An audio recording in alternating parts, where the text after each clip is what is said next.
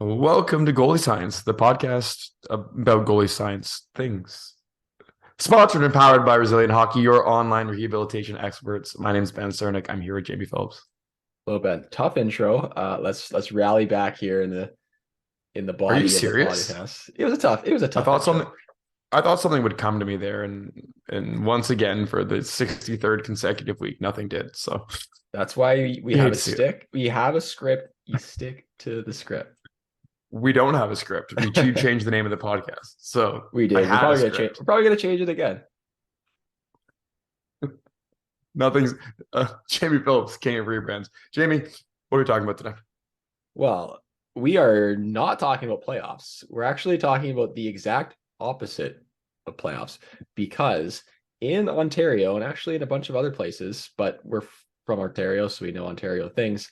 Um, it's tryout time, minor Tryout season. hockey tryout season, and also that includes junior hockey. Junior hockey is having pre-camps, Yep. showcase camps. Mhm. So we're talking all things tryouts. We're talking about what you should and shouldn't do, as well as if you are a coach and maybe you don't have a goalie guy on your team or girl on your team, what should you look for? And how can you set up a goalie friendly tryout if you're looking to specifically evaluate the goalies? That's the agenda for today, Jamie. Where should we start? Should we start minor and move up, or should we Yeah, start? let's just start with like our tips in terms of what if you're a younger any goalie, any age, what you should do, look to do. I definitely don't miss these days. I don't miss trying out. It was very No. stressful. So Yep. we do wish best of luck to everybody. But first and foremost, so I actually am referencing a post I made a while back because I put all my good thoughts in there. I usually use all my good thoughts on Instagram and just everything else just comes to the podcast. But the first thing is like I get a lot of questions where it's like, how do I make this team? How do I make this team? How do I make that team? And the actual answer is you have to be better than your competition. Well, So let's just preface with that. Let's start with that. It's really important that this is a tryout is that it's a try. You're trying to make the team. This is your chance to show yourself, to prove yourself, to to showcase yourself. So I think that's a really important thing that often gets like overlooked because you will get people get wrapped up in like the politics and the BS, and we do acknowledge that a lot of that like exists to a degree. Sometimes it's worse than others, and a lot of times it's not as bad as people think. But typically, if you are objectively better than your competition, you most of the time are going to make the team. Now, I'm sure there's someone punching their steering wheel right now, yelling and saying that's not the case. But at least if you are better and you know you're better and you show that you're better and you don't make it, at least you can hang your hat on that and you will find somewhere to play because the cream always rises. But Ben, what would you say is your first suggestion? Or let's just talk about minor hockey, actually just all goalies. If you're a goalie going to tryout, like what's the first thing you look for? the first thing I want to just toss out there is like my standard caveat is you got to go out there and do your best, right? Which is like Yeah. the classic thing, but just know that at the end of the day, you can only control your own actions, and like Jamie mentioned, right? Politics and parents and sponsors and friends aside, like all that exists. And so you can't control that unless you can. But for most people probably can't. And so that's my first thing. But the number one thing that I think is the most important, especially for tryouts for minor goalies, when there are a lot of goalies on the ice. And this is, assuming that you actually have a fair shake at this tryout, but it's that when you get in the net, when it's your turn to get in the net, you're ready. You need to get in there and be ready. You can't be the goalie who's late getting into the net. You can't be the goalie who's not paying attention. One of the big things that minor hockey coaches will always say, and it always comes down to goalies more than players for whatever reason, is like this idea that your goalie's got to be, super coachable, super smart. That's like the classic thing that always goes down or falls onto goalies' shoulders. And so one way to show that in a tryout is that you're always ready to go. And that's my first thing. Like that's a controllable thing that you can do in a tryout. You can always ensure that when it's your turn to be up, you're ready. So Mhm. that's my number one, Jamie. I'm gonna fight I over you. Let's I let's let's go back and forth here. Ping little ping pong. Okay. The next one is just even from a young age, professionalism is important, especially when you're trying out for like, say it's even if it's like U13 AAA, when you get to those like higher levels, the coaches talk about treating you guys like pros and all these things. So, when you show up, I always say just wear a golf shirt, something with a collar, golf shirt and slacks. I know it sounds so like maybe you're overdressed, whatever, but if someone asks, you just came from the golf course, who cares? Next thing is I carry your own bag. So, coaches are looking for kids that are going to take ownership, take initiative. And a lot of things I'm looking for is they don't want overbearing parents. So if a kid is carrying their bag, that's typically a sign of this kid is definitely a little bit more mature, a little bit more of a individual detached from the parents. This one caused a lot of havoc on the internet, as I said, and I'll say it again. You gotta get rid of the wheel bag. And I know. And look, I'm not in a position where I evaluate goalies at this time for minor hockey, but I can tell you how coaches think. And if they see you coming in with a wheel bag, it is not a good look. And you can go and argue all you want to me, but if you can wear your gear on the ice, you can carry it over your shoulders. And so I said it. I have the piece. Our podcast is going to get downvoted. Two more. Second to last would be to have a firm handshake. I know it sounds lame, but nothing like fires me up more that like when I meet like a young kid and I give him a handshake and he's got a firm handshake and I go, hey, I always compliment him. It's a good handshake. Just a professional thing. And until someone tells you, hey, have a firm handshake, you never do it. I remember getting scolded by Derek when I was younger for that. And then the last one is like, look coaches in the eye. When you go introduce yourself, look them in the eye, say, hey, thanks for having me out. I really appreciate this. I'm really excited to try out. Show you're enthusiastic. Go talk to them, tell them who they are, because you're going to be the only one doing that. And that's going to help you stand out. Wow. That's what a fun juxtaposition, a fun difference here, where I said, make sure you're ready to stop pucks. And you said, throw your bag out in the yard, light it on fire, and practice your handshake. Hey man, that's the tryout start as soon as you walk through those double doors of the rink. That's when the tryout starts, not when you get as soon as it happens right there. That's all right. What's your what do you say is the next tip for you then? My final one is normally Jamie and I are very vocal proponents of bad practices, like try to get something out of a bad practice, right? So we're definitely the people who, if you're stuck in a flow drill for 10 minutes, maybe sit in your goal line and just watch pucks. For tryouts, take that advice, throw it out the window. It's gone. Yeah. Doesn't apply anymore. Take it with your wheel bag and burn it in the backyard. Yeah. So unfortunately, you have to try on every single shot at tryouts, and that includes the flow drill breakaways that you're going to get whatever 10, 15, 20 in a row on. So go out and treat those flow drill shots coming in like real breakaways. That's your only option. Your only option is to treat them like they're completely legitimate. You can't do that in a practice. You're going to get too tired. It's not productive. It's not helpful. But in a tryout, when you get 10, 12 shots before you're asked to switch out or before the coaches expect you to switch out, you got to give it all, right? And that includes every type of drill. So I know, Jamie, that you mentioned before, and we're going to kind of get away from this in a second, but you're always a big believer in tryouts of being one of the first goalies in the net, like go get in the net. Yeah. Right. Depending on what the tryout looks like, coaches might be rotating you out regularly. But if you're going to be in that drill for 20 shots, give it all for 20 and then get out. Right. Don't let yourself get sloppy.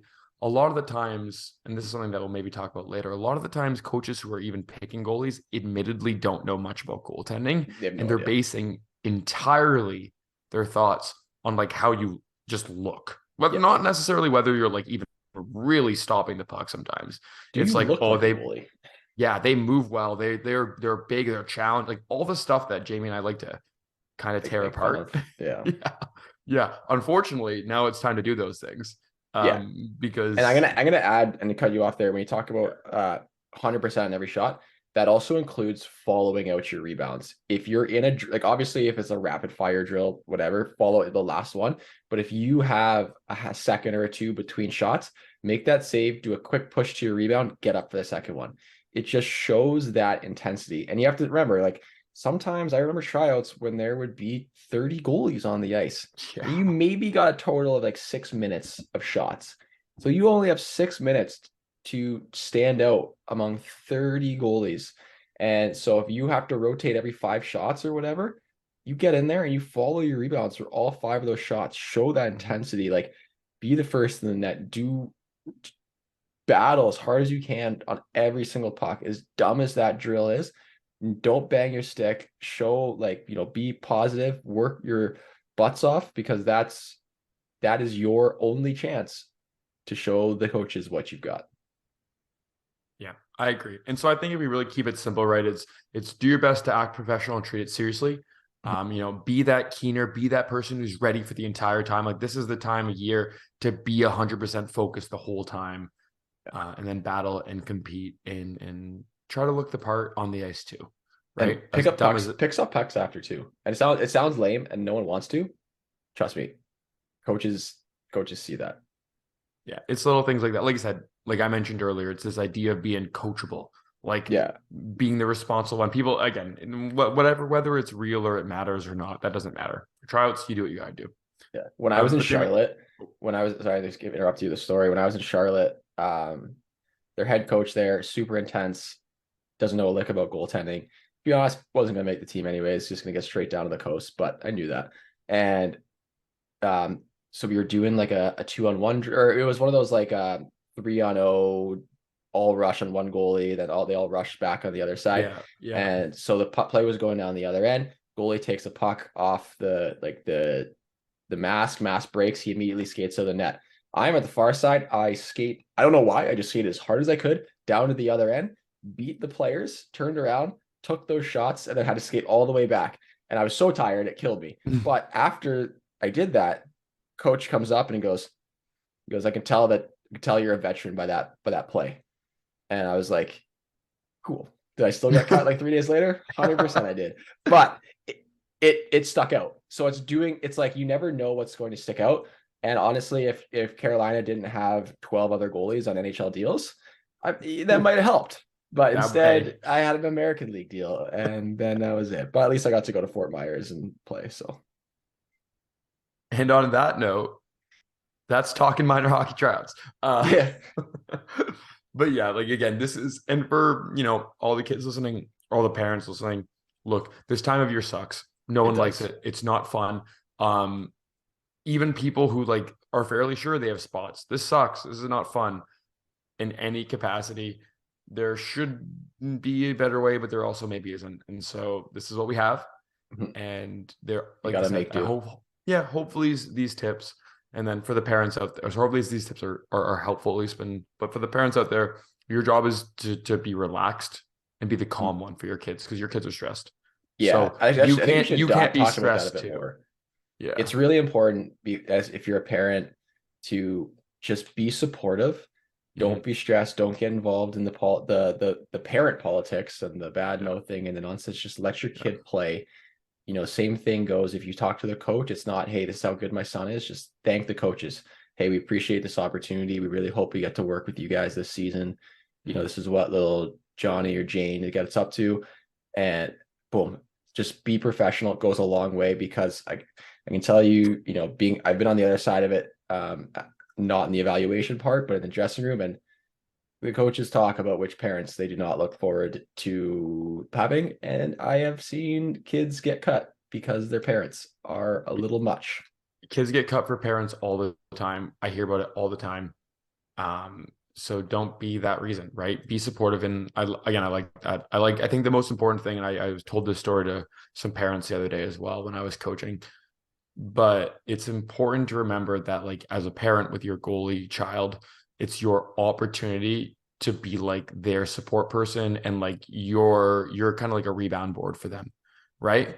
You don't need to be their goalie coach unless you physically are their goalie coach. You need to be their goalie support person. Yeah, that's right. I like that. I like that. That's like and it's a really big difference, right? Like again, after the age of like 10, 11, most goalies know why they got scored on, whether that's in practice or in games. Like most goalies can tell you exactly why they got scored on, right? They don't need to hear, you didn't do X, Y, Z in the car.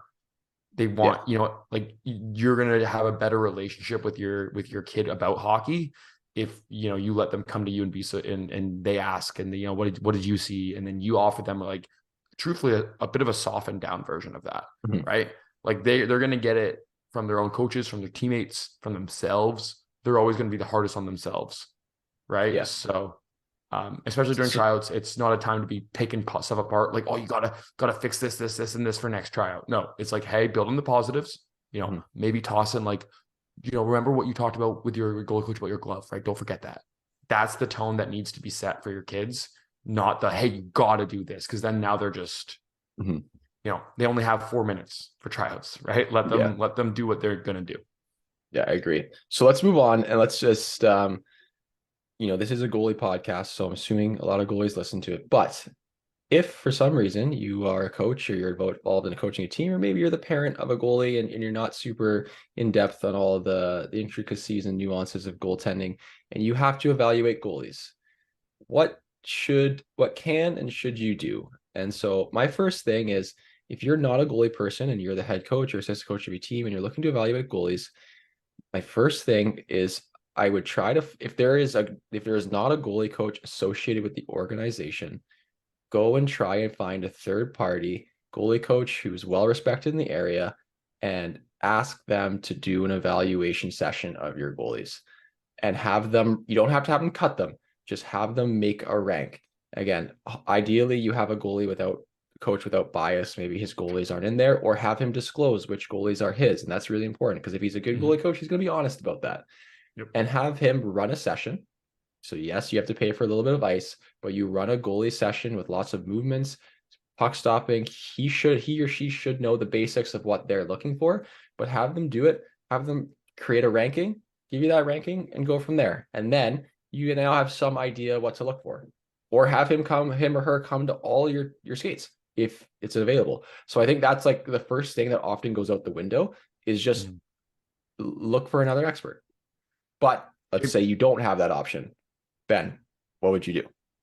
I just have a quick caveat. I was listening to another hockey podcast this week, and one of the people said, as much as we don't want to admit, goalies are a part of the team. And I just went, oh, but I think that is like the sentiment of a lot of people. So yeah. Anyways, what was your question? You're not able to bring in a goalie coach. If you're the head coach, how are you going to set up, or what are you going to look for in terms of evaluating goalies? Yeah, so I think there's like a really simple way of doing this. I think there's a few key things, and I think we kind of already touched them on them in our advice to the goalies, right? But I think the biggest thing that anyone should be looking for, especially at the minor hockey level, we're going to talk in a second about kind of next level stuff.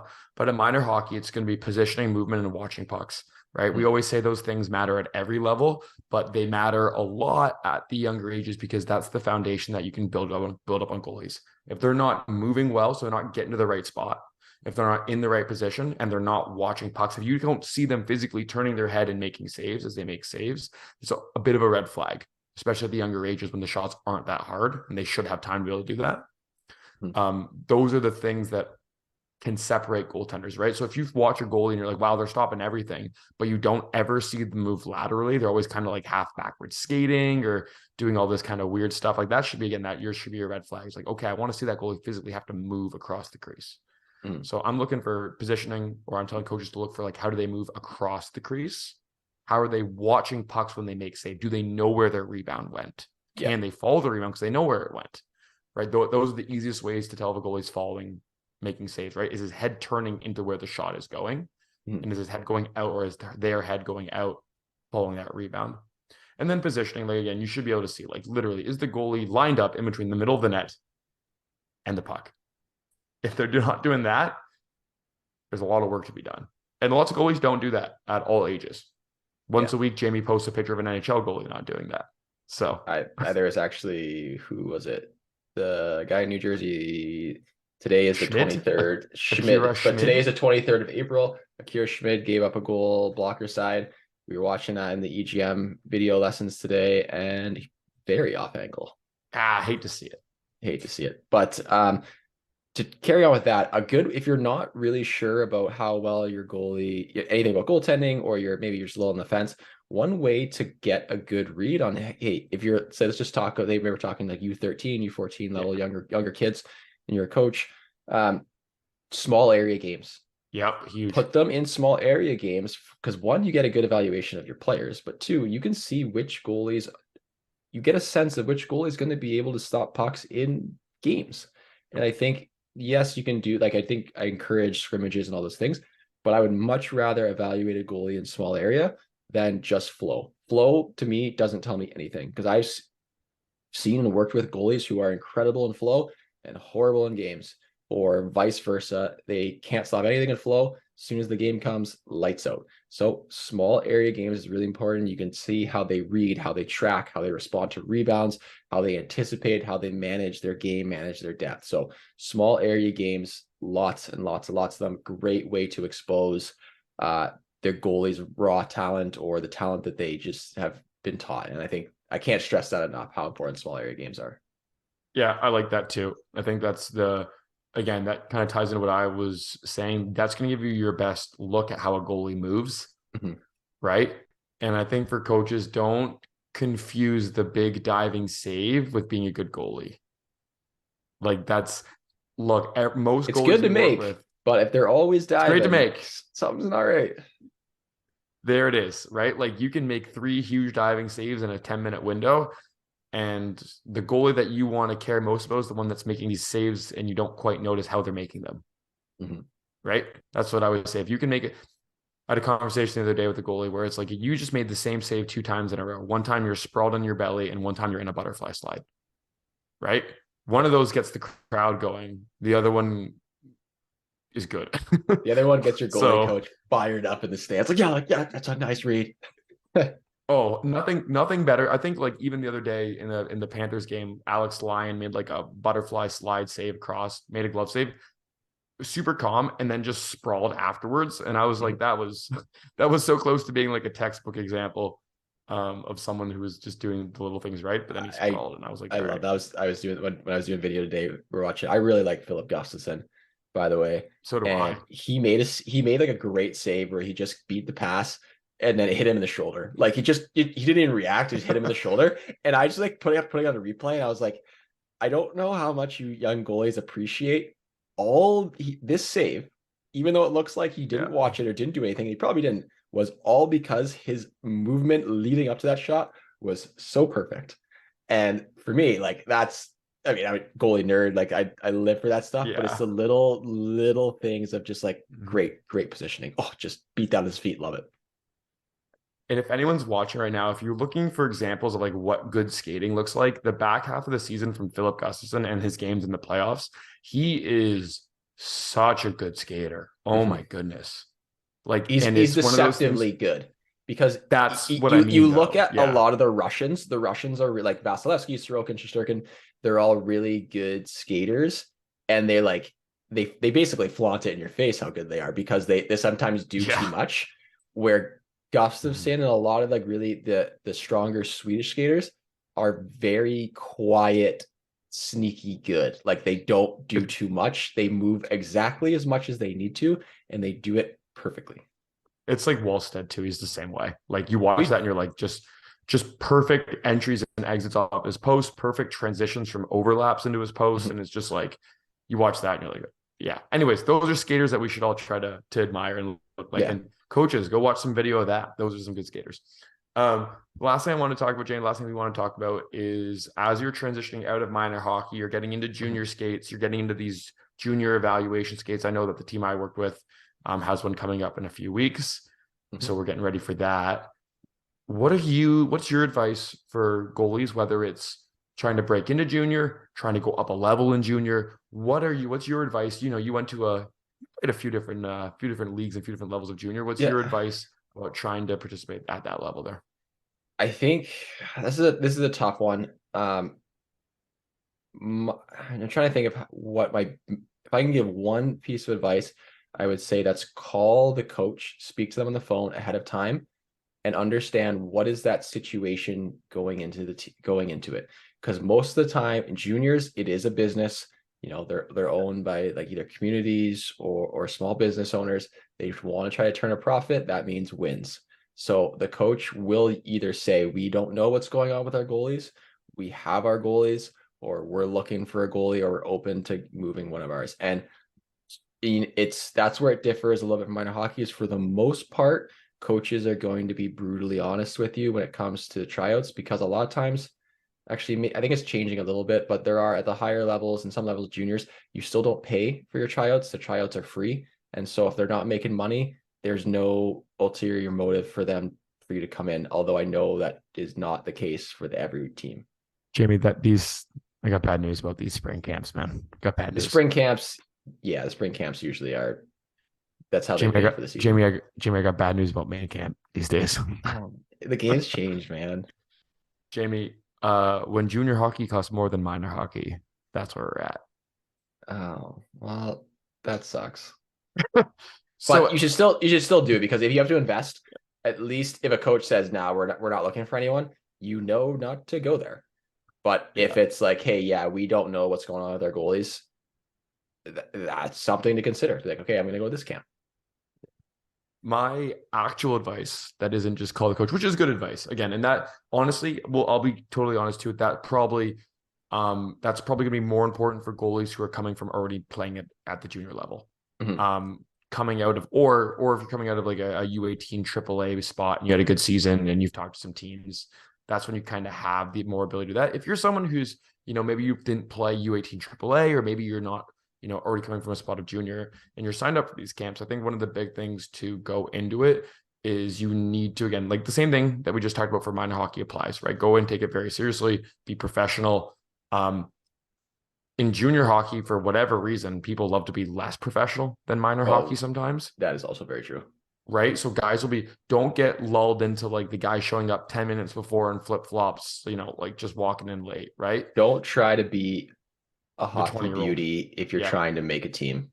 And if you're listening, you probably know the stereotype, the classic hockey beauty. If you're there and you're serious and you want to make the team, you can be a beauty once you've signed the contract, once you're on the team. But until then, conduct yourself in a professional manner.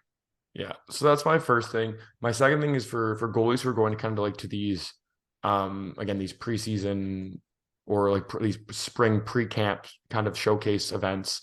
One of the big things that you're going to guarantee probably get some scrimmage game time, and how you conduct yourself in that and how you conduct yourself on the skate before that's really important. So that's like no slamming sticks, nothing like that. Don't be screaming at your own team. Like, be loud and communicate during games for sure, but you need to, again, you're supposed to be the calm one.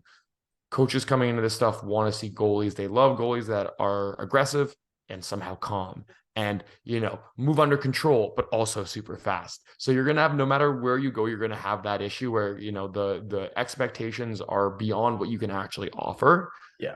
But I think, again, if you can demonstrate, if you're a strong skater, lean into being a strong skater, right? Demonstrate how good you're a skater, like lean into your skills that make you stand out. Because again, most goalies are going to be able to stop the puck relative. And scrimmages are going to be absolute chaos. There's no systems. Guys don't know guys, right? Yeah. So go in there, and if you're a goalie, try to be a leader on that scrimmage, right? Communicate with those D, point stuff out, like demonstrate that you know how to play the game at that level.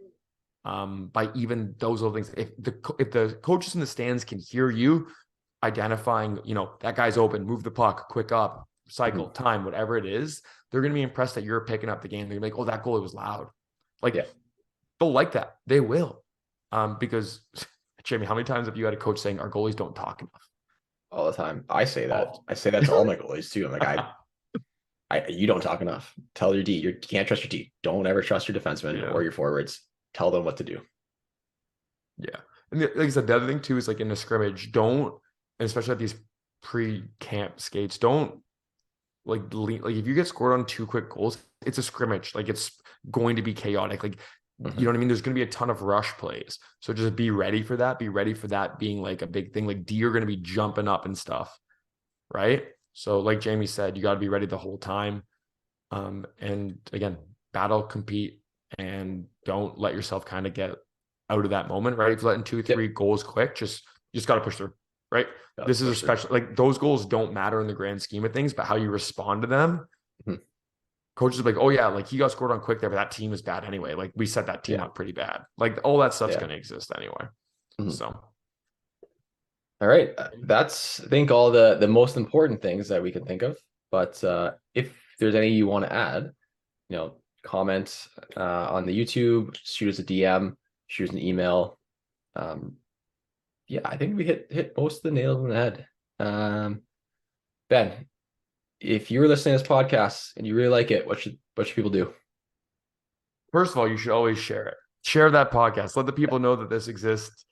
Jamie simply cannot pay for enough things if people don't sign up for his Patreon. And the only way people are signing for up that is that if you share this podcast and they find out that he has a Patreon. So first and foremost, go subscribe to Jamie's Patreon. The second thing is leave a comment. For platforms that have a rating, toss us a rating. We always appreciate all this stuff as much as we hate to kind of, ask for it. But at the same time, hey, It helps. that's the game. It's the game. Right. And that's a good metaphor for tryouts. You got to play the game. Gotta play right? the game. Gotta play the game. I like that. So on that note, Ben, till next week. We'll see you next time, Jamie.